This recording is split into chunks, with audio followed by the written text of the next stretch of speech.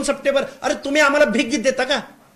अरे कायद्यानं तुम्ही नाकारताय, त्यावेळी तुम्ही गप्प बसता आणि तुमच्या निवडणुकीत अडचण निर्माण होते म्हणून तुम्ही म्हणता की नाही नाही नाही मूळ ओबीसीला तिकीट द्यायची, आणि मग बंडखोर अपक्ष उभा राहिल्यावर काय करायचं?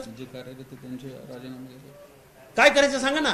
इकडे तिकीट नाकारायचं आणि दुसरीकडे बंडखोर अपक्ष उभा राहिला किंवा अपोजिटच्या दुसऱ्या पक्षानं जर दुसरा उमेदवार दिला, काय करायचं? स्वतःच्या पक्षाचे आमचं म्हणणं तेच आहे, आम्हाला भीक नकोय, आम्हाला हक्काचं मागतोय आम्ही. 2 सप्टेंबरचा GR ज्यावेळी पारित झाला त्या दिवशी शरद पवार कुठे गेले होते? आणि त्यांच्या एवढं सोशल जस्टिस कुणाला कळतो का? राष्ट्रवादी काँग्रेसचे नेते कायम म्हणतात की मंडल आयोग पहिल्यांदा महाराष्ट्रात पवार साहेबांनी लागू केला. मग जर लागू केला जात असेल, जर ते सामाजिक न्यायासाठी ते जर क्रेडिट घेत असतील, मग 2 सप्टेंबरच्या GRला विरोध का नाही केला?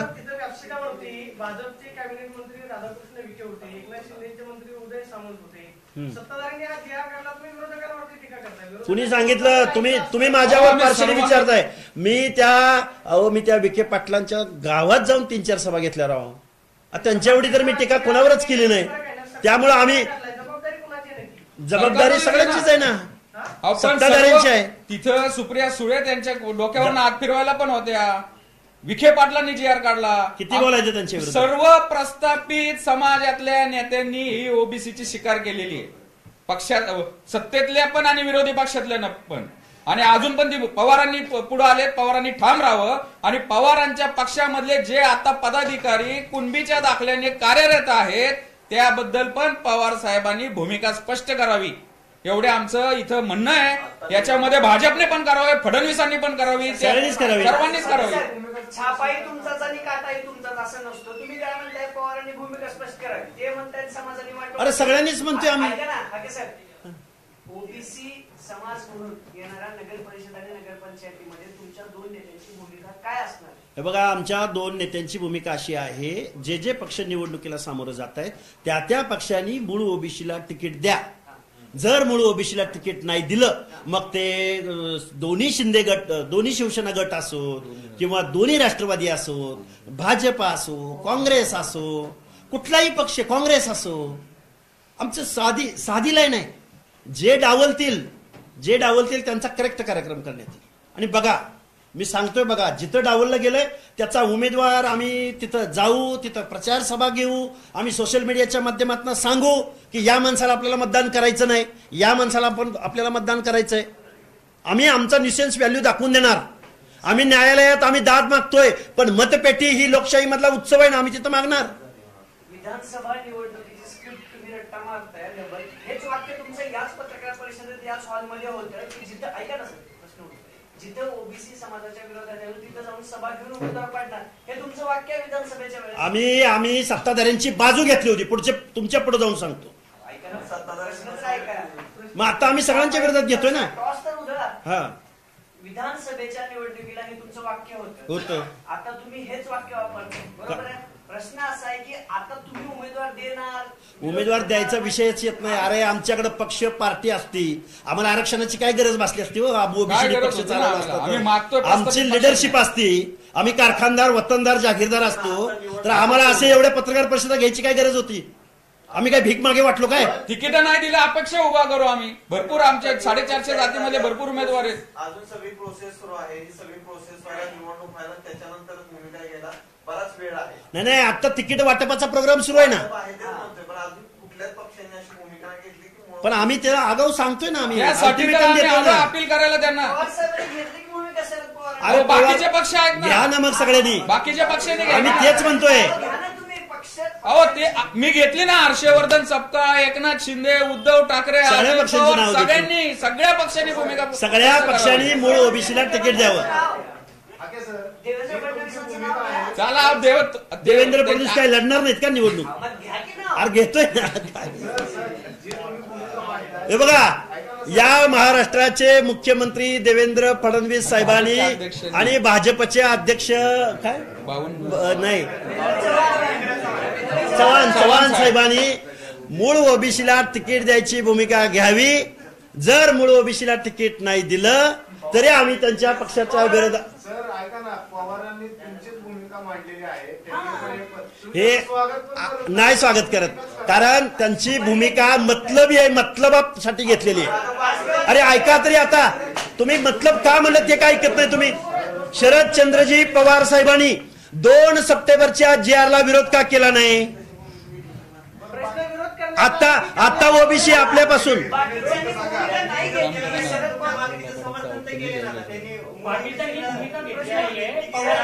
नाही, मी बोलताना म्हणलं प्रायमा फेसी स्वागत करतो, पण जे आता कार्यरत आहेत ऐका ना, काय नाही करत स्वागत. मतलबी भूमिका आहे, स्वागत करणार नाही. 2 सप्टेंबरचा कायदा पारित होत असताना शरदचंद्रजी पवार मुगी गिळून का गप्प बसले होते. आता तुम्ही अडचणीत आला म्हणून घेताय का.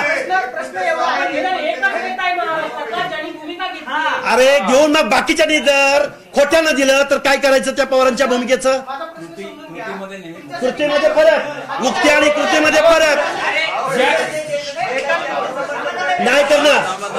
अरे आमच्या कायद्याने घालवलंय. आमचं घर, एक मिनिट, आमचं ओबीसीचं घर उद्ध्वस्त होत असताना 2 सप्टेंबरचा GR निघत असताना पवार साहेब कुठे गेले होते. आता तुमच्या निवडणुकीत अडचण आली म्हणून तुम्ही भूमिका घेताय का.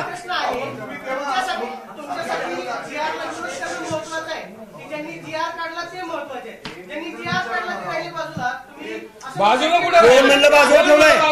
कुठं आम्ही बाजूला ठेवलेत. बावनकुळेचे 4 घेतले आम्ही. आम्ही विरोध कुठं. अरे मुख्यमंत्र्याचं नाव अजून एक थांबा, मुख्यमंत्र्याचं अजून एकदा नाव घेऊ का.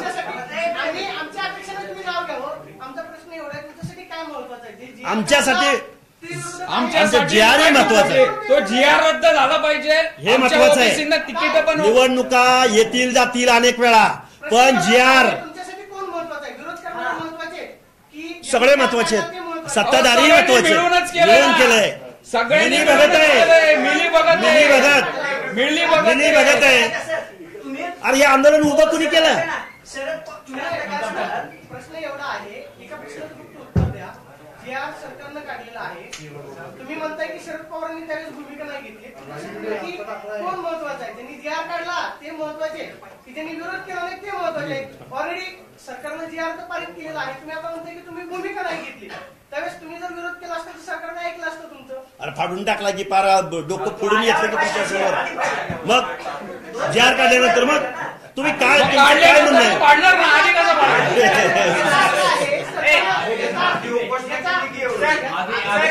अरे आंदोलन केली, उपोषण केली, GR फाडून टाकले. ते छगन भुजबळ सांगतील ना, आम्ही कार्यकर्ते आहोत, आम्ही काय त्यांचे. आता प्रकृती त्यांची आजारी आहेत, ऍडमिट आहेत.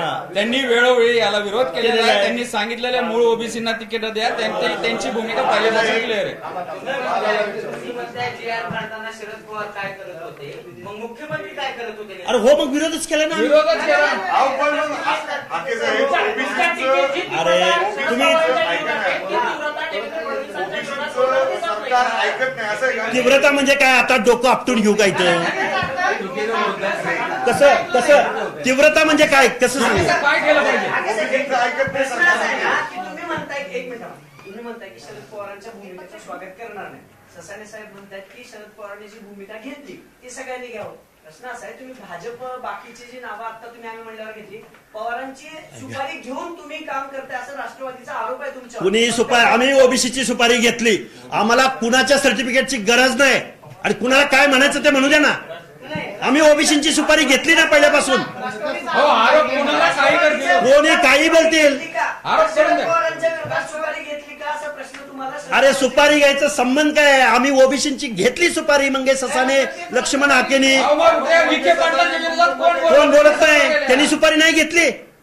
काही बोलतोय म्हणलं ना मी. बैठ गेला झोपा केला नका करू. तुमची श्वेतपत्रिका आणा. तुमच्या पक्षाचं फक्त काम करू नका. तुम्ही जर त्या ओबीसी उपसमितीवर आहात ना, तुम्हाला श्वेतपत्रिका काढता नाही आली तर राजीनामा द्या. उगीच फुजूल फुका तुम्ही करू नका.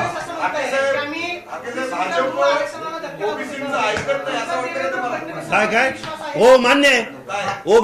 ओबीसीची भावना भाजपनं ऐकलेली नाही. ओबीसीच्या आरक्षणाच्या विरोधामध्ये 2 सप्टेंबरचा GR काढलेला आहे. तो कोर्टात चॅलेंज केलेला आहे. पण आता निवडणुका होत आहेत मेनवाईल, आणि त्या निवडणुकामध्ये मूळ ओबीसींना तिकीट जर या लोकांनी सगळ्यांनी डावलली तर आम्ही त्यांच्या विरोधामध्ये भूमिका घेऊ. तिथं आमचा सामान्यातला सामान्य ओबीसीचा उमेदवार असेल तरी त्याच्या पाठीशी आम्ही ठामपणे उभं करू. आम्ही तसं ओबीसीना आव्हान करू. आम्ही वेळ पडल्यास तिथं जाऊन सभा घेऊ. कोणताही पक्ष असला तरी कुठलाही पक्ष. विधानसभा निवडणुकीत ओबीसींनी भाजपची साथ दिली, महायुतीची साथ दिली, मात्र त्यांनी आमचा विश्वासघात केला. आता ओबीसी उघडपणे भाजपच्या विरोधात भूमिका घेणार आहे का स्थानिक स्वराज्य? आता कुणाची नावं घेऊन सांगितलं ना तुम्हाला? 100% घेणार आहे.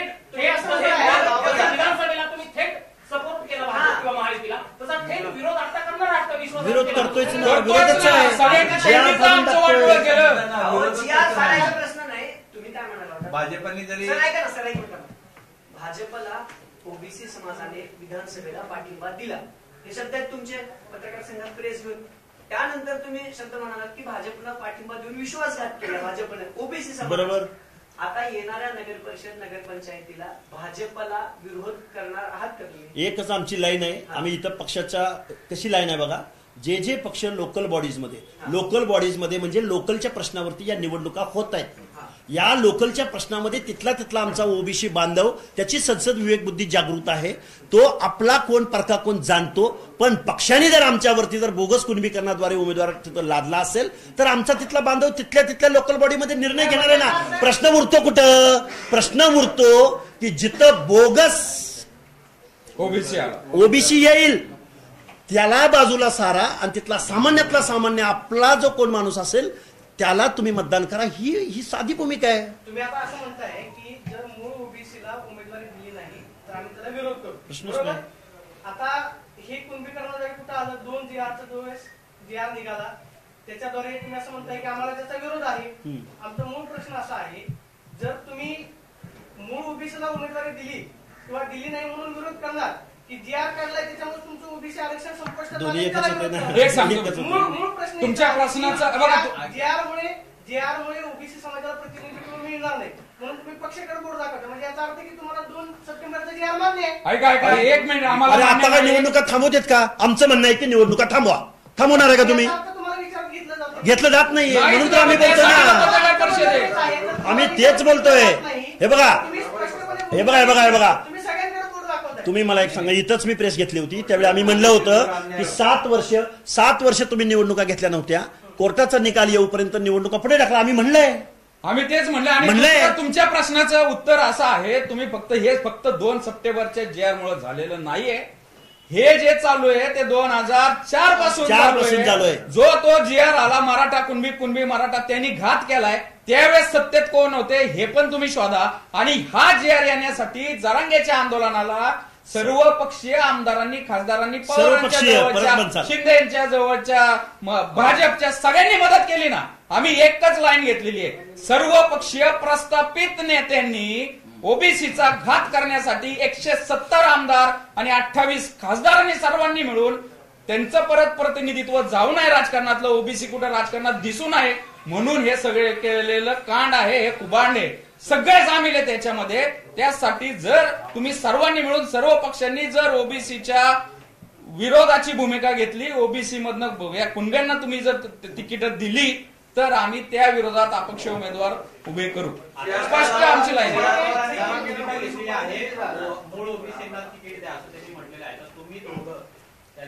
पश्चाताप झाला का शरद पवारांना पश्चाताप झाला? पश्चाताप झालाय शरद पवारांना. अरे चुकीचं झालंय. कृती, भूमिका आणि कृती पवार साहेबांची.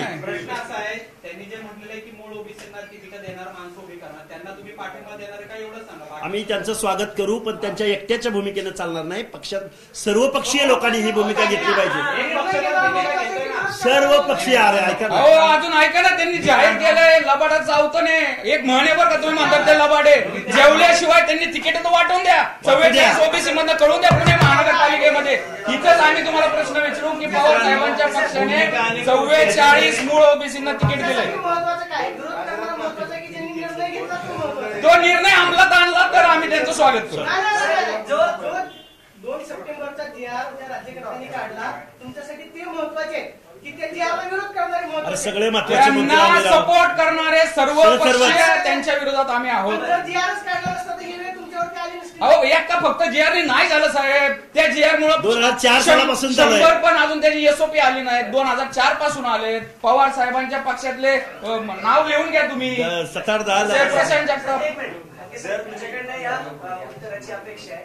तुम्ही जरांगे पाटलांच्या मुंबईतल्या आंदोलनाला तीव्र विरोध केला होता की मराठा समाज लाखोंना संपल्याने मुंबईत सगळे केलं होतं. काल रात्रीपासून ना प्रत्येक बातमीवर जे मराठा समाज गेला होता ना मराठा आंदोलन गाड्या घेऊन, अशा 134 जणांवरती गुन्हे दाखल करण्याचं काम सुरू आहे. अजून ती प्रोसेस कायदा भंग केला असेल तर होणार गुन्हा. आमच्या पण दाखल. Sir 2 minute.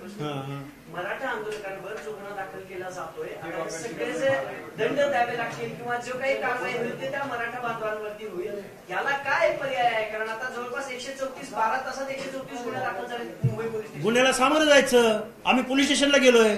आम्ही त्या गिरगाव चौपाटीवर उड्या मारल्या होत्या. आम्ही तिकडे कोर्टाचा त्यातलं तांत्रिक गोष्ट सांगतो मी. कोर्टाचं त्यांना निर्देश होता आदल्या दिवशी, जी नियमावली कोर्टाने दाखल करून दिली राज्य सरकारने, त्याच दिवशी जी कोर्टामध्ये केस होती या संदर्भात आंदोलना संदर्भातली एक नियमावली केली होती. संध्याकाळी 6 नंतर ते मैदान खाली करायचं, त्याचा भंग केला. कोर्टाच्या आदेशाने ते गुन्हे दाखल होतात. त्याच्यावर आम्ही काय भूमिका घेणार आहे? राज्याचे मुख्यमंत्री देवेंद्र फडणवीस असं म्हणतात की मूळ ओबीसीच्या आरक्षणाला धक्का लागणार नाही. हे देवेंद्र फडणवीस सभांमधून वारंवार सांगतात. तुमचा राज्याच्या मुख्यमंत्र्यांवरती विश्वास नाही का? नाही, अजिबात नाही. अजिबात नाही. प्रेस कशासाठी घेतली? प्रेस अजिबात नाही. त्या तुम्हाला सांगतो ही 4थी स्टेज आहे. हा 2 सप्टेंबरचा JR म्हणजे कॅन्सरची 4थी स्टेज आहे. ह्याच्यातनं जर ओबीसी नाही टाकला तर आम्ही संपून जाणार. आता थोडी आंदोलनाची धग आहे म्हणून किमान पवार साहेबांसारखा लबाड नेता बोलला तरी किमान की मूळ ओबीसीला तिकीट द्या. पण पुढच्या वेळी कायद्याने नसणार आहे. एखादा अपक्ष उभा राहिला, कसे पवार साहेब थांबू शकतात त्यांना? तुमचा विश्वास देवेंद्र फडणवीस नाही, अजिबात नाही. प्रेस कशासाठी घेतली आम्ही? प्रेस कशासाठी घेतली?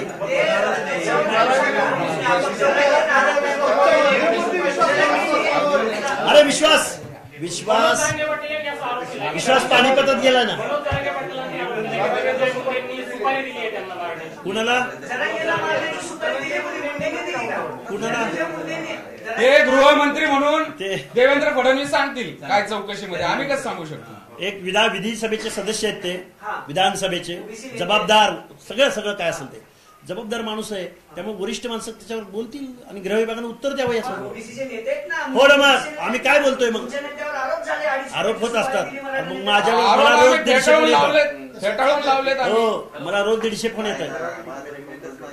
जीव मारायचे, जिवे मारायचे. आम्ही काय माणूस नाही का? आम्ही माणूस नाही का? उत्तर देतील की? उत्तर देतील ना धनंजय मुंडे. आम्ही 2 मिनिटं आम्ही कुणाचं नाव सांगायचं? वधून घेताय का? जरांगेला एक सांगतो मी, जरांगेला मीडिया अटेन्शन पाहिजे. 2 सप्टेंबरचा JR आलेला आहे. त्यानंतर आता जरांगेंकडे दादा म्हणून लोक जात नाहीये. स्थानिक स्वराज्य संस्थांच्या निवडणुकीच्या पार्श्वभूमीवर त्यांना कुठेतरी मीडिया अटेन्शन पाहिजे, कुठेतरी वेटेज वाढवायचं म्हणून हे सगळे उद्योग चालू आहेत. तरी पण त्याच्यातली शहानिशा ते CDR असतील, गृह विभाग करल तुम्ही. आणि प्रश्न असा आहे की राज्याचे जे महसूल मंत्री आहेत त्यांच्या समिती नेमलेली आहे. ती समिती वारंवार सांगते की ओबीसीच्या आरक्षणाला धक्का लागलेला नाही. तुम्ही असं म्हणताय की मूळ ओबीसीच्या आरक्षणाला धक्का लागलेला आहे. तुम्हाला असं वाटलं नाही की ओबीसीचा प्रश्न आपण राजकारण करतोय? आम्ही का ते राज्य सरकारनं हा जो JR काढलेला आहे, JR काढणारे मंत्रिमंडळामध्ये आहेत ते उघडपणे भूमिका घेतात की आरक्षणाला धक्का लागलेला नाही. तुम्ही इकडे त्यांच्यावर टीका करताय. एवढी प्रेसमध्ये सांगितलं की ऐका यासाठी तुमचं असं जर म्हणणं असेल की ते म्हणतात ते धक्का लागला नाही, तर सरळ जे आम्ही 2 सप्टेंबरच्या JR विरोधात आता 18 तारखेला जी केस चालू आहे ना, त्याच्यामध्ये राज्य सरकारने ऍफिडेव्हिट देऊ नये. फक्त एवढंच म्हणावं धक्का लागलेला नाही, कोर्टाने योग्यतेवर निर्णय घ्यावा. विरोध नका करू तुम्ही, डिफेंड नका करू तुम्ही. काय लास्ट प्रश्न?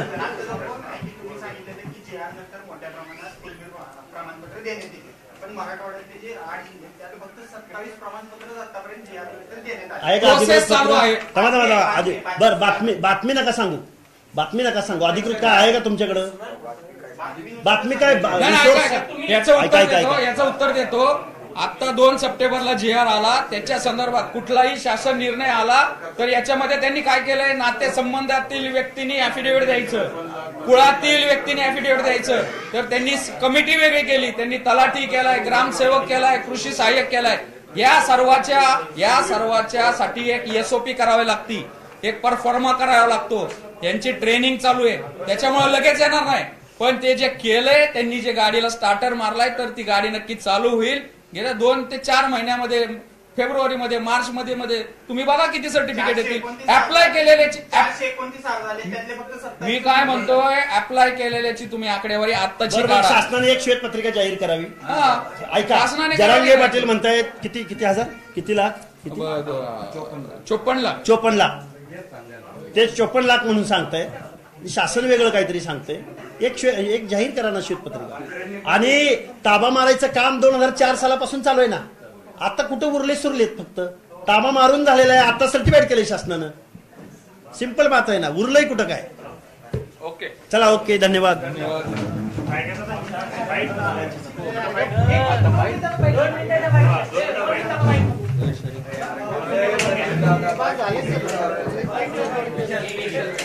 खाली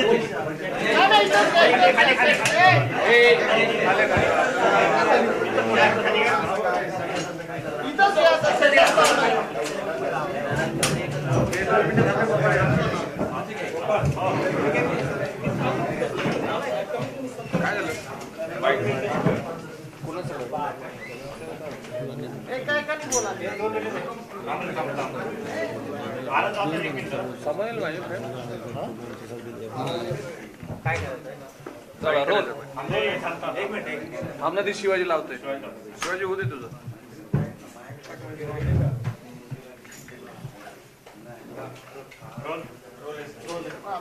प्रश्न विचारा तुम्ही. प्रेस कशासाठी घेतली?